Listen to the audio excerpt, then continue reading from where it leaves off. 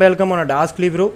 देखो 20वां क्वेश्चन दे रखा है। ये कह रहा है कि जो हमारे पास एल्किल हैलाइड है, एल्किल क्लोराइड की जलीय KOH के साथ अपक्रिया द्वारा एल्कोहल बनती है, लेकिन एल्कोहलिक KOH की उपस्थिति में एल्कीन मुख्य उत्पाद के रूप में प्राप्त होती है। बड़ा ही फेमस क्वेश्चन है। राजस्थान बोर्ड ने कई बार पूछा है, CBSE बोर्ड ने कई बार पूछा है और जनरली नीट वगैरह के एग्जाम्स में भी डाल दिया जाता है। ध्यान से देखना ऐसा क्यों होता है। देखो मैं क्या कर रहा हूँ, ये मेरे पास एक एल्कोहलिक सॉल्यूशन है। इस एल्कोहलिक सॉल्यूशन में मैंने KOH को डाला और ये मेरे पास जलीय विलयन है, जिस जलीय विलयन में मैंने KOH को डाला।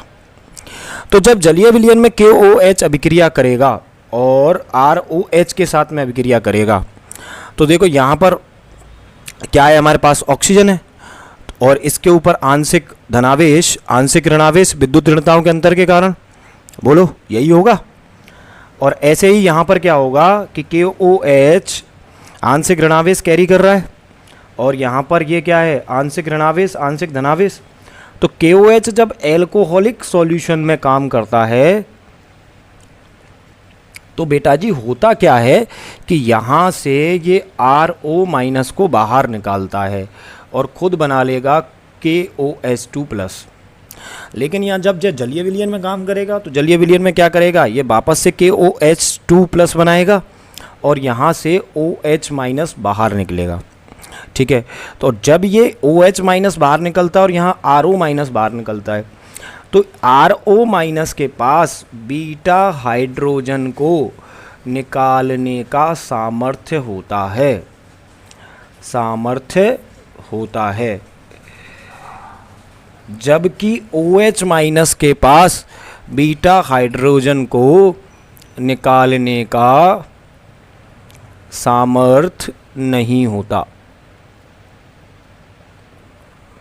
अब इससे होता क्या है, इससे होता ये है कि ये नाभिक स्नेही की भांति व्यवहार करेगा।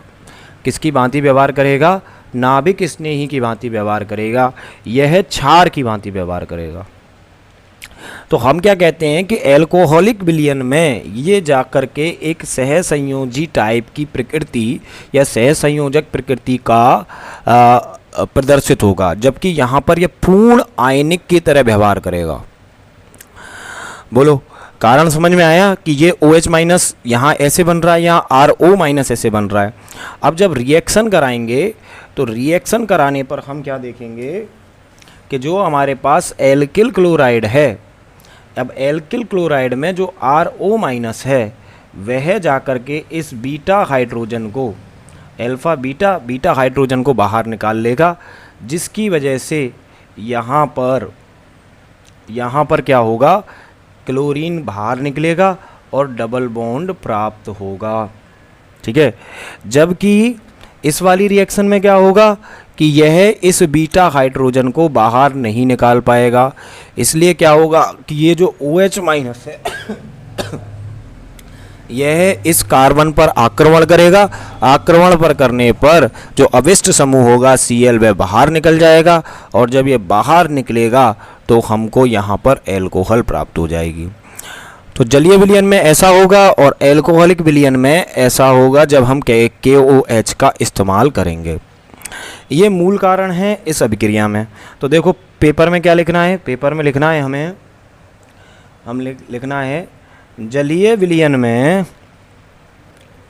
OH- घुलनशील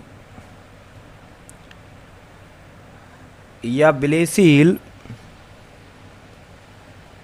होने के कारण इसका क्षारीय गुण कम होता है, अतः यह बीटा कार्बन से H+ को नहीं निकाल पाता और